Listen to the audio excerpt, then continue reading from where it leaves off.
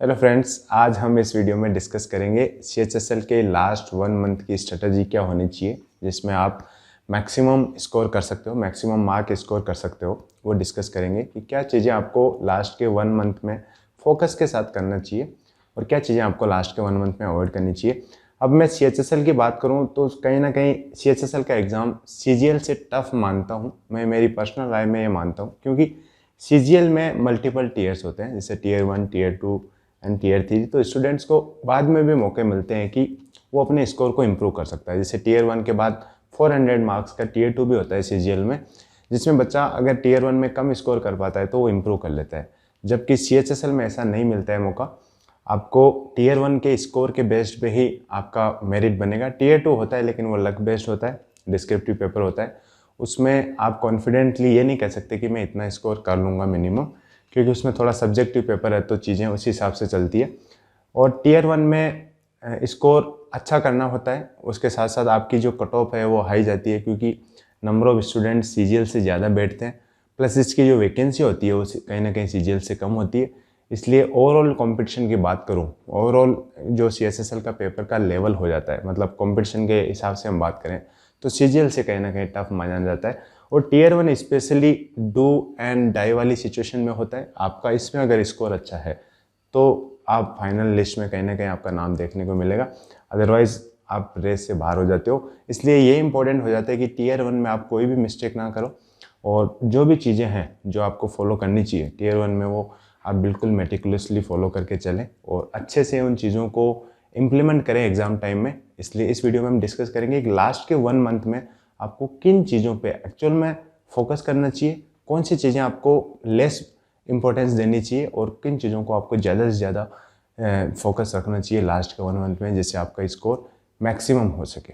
अब डिस्कस करते हैं। उससे पहले मैं आपको अनअकैडमी के एक क्रैश कोर्स की अपडेट देता हूँ, जो लास्ट 1 मंथ क्रैश कोर्स है CHSL का, जिसमें क्वांट आपको अभिनय सर पढ़ाएंगे, रीजनिंग अंकित गर्ग पढ़ाएंगा, English Praneet Kaur and GS Jitendra Kumar पढ़ाएंगे।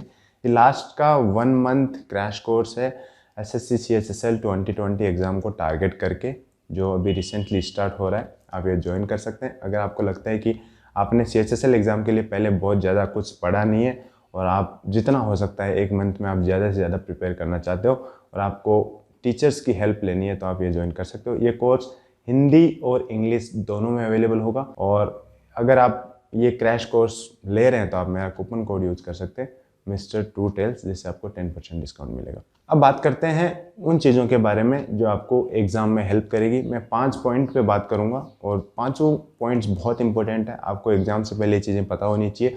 पता होने के साथ साथ आप एटलीस्ट 1 मंथ तो उन चीज़ों को फॉलो करके जाना चाहिए। उसमें सबसे पहली है रिविज़न। आपने कितना पढ़ा है साल भर में वो मैटर नहीं करता अगर लास्ट के 1 मंथ में आपने अच्छे से रिवीजन नहीं किया।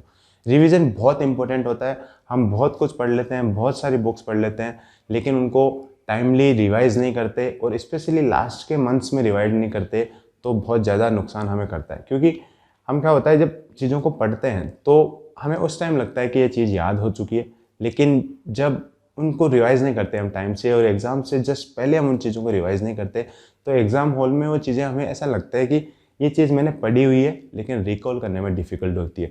इसलिए रिवीजन मस्ट है। आप रिवाइज़ करके जाओ, जितना भी पढ़ा है आपने, सिलेबस आपने 50% किया है, 60 किया है, 100 किया है या 10% सिलेबस भी आपने पढ़ा है, तो उस चीज़ को आप अच्छे से रिवाइज़ करके जाओ जो आपने पढ़ी है। 1 या 2 रिविज़न कम से कम मैं रिकमेंड करता हूँ एग्ज़ाम से पहले। आपको जितना टाइम मिल रहा है, जिस हिसाब से टाइम मिल रहा है उस हिसाब से रिवाइज करो, लेकिन revision is must. Study as much as you can. हम साल भर मतलब अपना शेड्यूल क्या होता है, कभी ज़्यादा टाइम हम पढ़ते हैं, कभी कम टाइम हम पढ़ते हैं। ये अप्स एंड डाउन्स चलते रहते हैं। मतलब कभी कोई फंक्शन आ जाता है घर में, कभी कभी किसी फ्रेंड का फंक्शन होता है, कुछ होता है, तो कभी हम वीक में बहुत ज़्यादा पढ़ लेते हैं, कभी 3-4 दिन गैप आ जाता है। लेकिन जो लास्ट के 1 मंथ का टाइम है, इसमें आपको जितना हो सकता है उतना पढ़ना है। एक्चुअल में मैं पूरे साल की प्रिपरेशन की बात करूं तो जो मैक्सिमम आपके सिलेक्शन में जो रोल प्ले करता है वो लास्ट का 1 मंथ होता है। इसमें आपको कम से कम शादियाँ अटेंड करनी है, कम से कम टाइम स्पेंड आपको सोशल मीडिया पे करना है, ज़्यादा से ज़्यादा आपको पढ़ाई पे ध्यान देना है। और पढ़ाई में भी मैं रिकमेंड करूँगा कि 8 से 10 घंटे आप मिनिमम इसमें दो, क्योंकि 4 सेक्शन है और चारों पे आपको फोकस करना है, तो मिनिमम 8 to 10 आवर आपको पढ़ना पड़ेगा। और इस हिसाब से आपको चलना पड़ेगा कि आप रिवाइज भी कर सको उस टाइम में, और कुछ प्रैक्टिस सेट भी आप लगा सको, और कुछ मॉक टेस्ट भी आप लगा सको। इसलिए मिनिमम 8 to 10 आवर आप लेके चलो। और देखो टाइम कम मिल रहा है, कम टाइम में भी चीज़ें हो जाती है, लेकिन अगर आप फुल टाइम स्टडी कर रहे हो तो ये 1 मंथ आपको डेडिकेटली जितना हो सके उतना टाइम निकाल के देना पड़ेगा।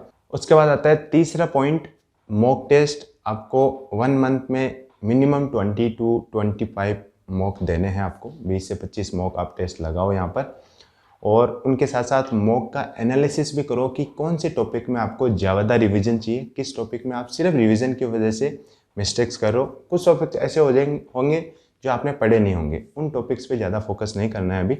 जो टॉपिक आपने पढ़ रखे हैं उन्हीं में अगर कोई मिस्टेक हो रही है तो उस मिस्टेक को फाइंड आउट करो, उसको रिवाइज करो कि वो मिस्टेक क्यों करी है आपने, उस चीज़ में क्या कमी रह गई, वो चीज़ें आप एनालिसिस करो लास्ट के मॉक में। और कई सारे जैसे जीएस के टॉपिक होंगे, आप मॉक दोगे तो जो आपने पढ़े नहीं होंगे फिर आपको लगेगा कि ये वाला पोर्शन मैंने छोड़ रखा है, लेकिन उन चीज़ों के पीछे आपको नहीं भागना है। अभी आपने जो पढ़ रखा है उसी में कोई मॉक में आपको दिक्कत आ रही है, कुछ एरर ऐसा किया आपने जो आपको आता था, लेकिन आपकी कम प्रैक्टिस की वजह से, लेस प्रैक्टिस की वजह से वो एरर हो रहा है, तो उन चीज़ों पे फोकस करो। ये टाइम होता है अपनों को मतलब लिमिटेड टारगेट करके मैक्सिमम उस पर प्रैक्टिस करने का। तो जितना हो सके अपना लिमिटेड एक सिलेबस बना लो, सर्किल कर लो चीज़ों को, और उन्हीं पे ज़्यादा से ज़्यादा फोकस करना है। मेक श्योर करो कि उनमें कोई भी मिस्टेक नहीं हो। और मॉक में एक और चीज़ है इंपॉर्टेंट, जब आपका एग्ज़ाम का स्टेटस आ जाएगा, जब आपका टाइम आ जाएगा कि आपका एग्ज़ाम इस टाइम से इस टाइम पर है, तो जो मॉक लगा रहे हो लास्ट के उसी टाइम शेड्यूल में लगाने की ट्राई करो। इससे आपकी बॉडी की हैबिट बनेगी कि आप उसी टाइम में बैठ के मॉक दो। जैसे आपका मान लो कि 12 से 1 बजे का एग्ज़ाम शेड्यूल आता है, तो डेली आप 12 से 1 बजे बैठो और मॉक लगाओ। जिससे आपकी बॉडी की हैबिट बनेगी कि आपको 12 से 1 में कोई झिझक नहीं होगी। मतलब आपको डेली बॉडी आपकी रेडी हो जाएगी उतने दिन में, 10 दिन 15 दिन की प्रैक्टिस में। तो आप उसी टाइम मॉक लगाओ जिस टाइम आपका एग्ज़ाम होने वाला है। अब फोर्थ पॉइंट है इसका, वो ये है कि जैसे मल्टीपल टॉपिक्स है, हर सब्जेक्ट में 4 सब्जेक्ट्स है और बहुत सारे टॉपिक आपको मिलेंगे, लेकिन आप एग्ज़ाम का जो वेटेज है वो देखोगे तो हर टॉपिक का इक्वल वेटेज नहीं है। किस टॉपिक से ज़्यादा क्वेश्चंस पूछे जाते हैं, किसी से कम क्वेश्चंस पूछे जाते हैं, लेकिन हम इक्वल टाइम सभी टॉपिक्स को देंगे तो कहीं ना कहीं हमारा जो स्कोर है वो कम रहता है। तो हमें उन चीज़ों को फाइंड आउट करना पड़ेगा कि कौन सा टॉपिक ज़्यादा वेटेज वाला है। आप देखो, आपको ईजिली जो हमारे प्रीवियस ईयर की बुक्स दी हुई है, किरण की बुक्स आप कर रहे हो, तो उनकी जो स्टार्टिंग में दिया होता है कि कौन सा टॉपिक कौन से ईयर में कितना वेटेज उसका पूछा गया था। प्लस आपको मल्टीपल यूट्यूबर्स ये चीज़ बताते हैं कि इस साल में CHSL के कौन से टॉपिक का वेटेज कितना था। तो जो हाई वेटेज वाले टॉपिक है, जिनसे ज़्यादा क्वेश्चंस आपको पूछे जाते हैं, तो उनकी प्रैक्टिस, उनका रिवीजन ज़्यादा करो। मतलब वो एक इम्पोर्टेंट टॉपिक्स है, तो रिवीजन में भी उन टॉपिक्स को ज़्यादा टाइम दो। उन टॉपिक्स में कोई भी मिस्टेक मत छोड़ो जिनका वेटेज ज़्यादा है।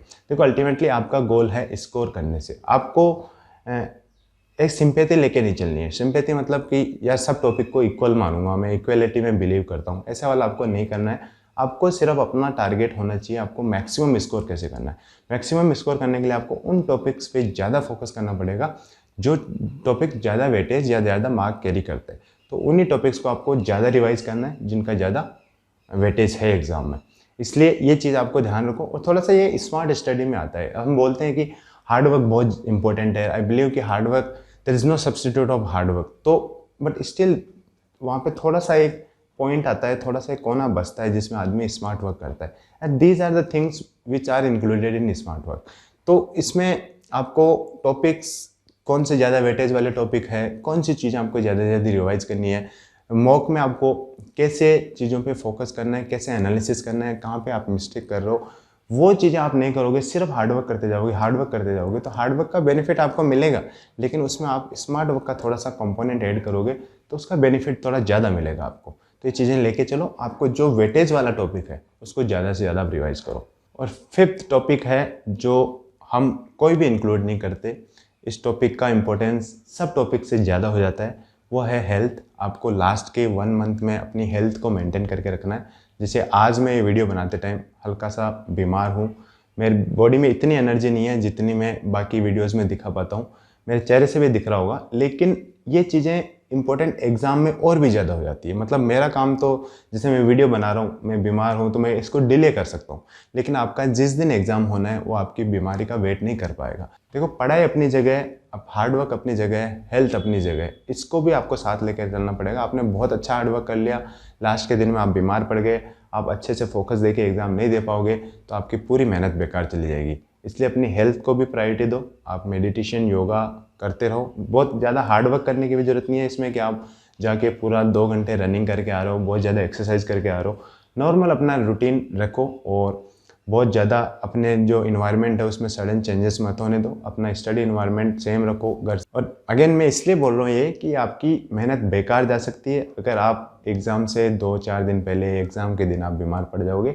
तो इसलिए इन चीज़ों का ध्यान रखना है। प्लस वो 4 पॉइंट जो मैंने हेल्थ से पहले बताए वो भी इम्पोर्टेंट है। हेल्थ के साथ साथ उनको तो ज़रूर आपको फॉलो करना है। और आशा करता हूँ इनमें से दी हुई इन्फॉर्मेशन कुछ आपको हेल्प करेगी एंड आप एग्ज़ाम में अपना फुल 100% डेडिकेशन के साथ आप एग्ज़ाम देके अच्छा स्कोर करोगे। इतना ही है इस वीडियो में। I wish you all the best and thank you guys, thanks for watching.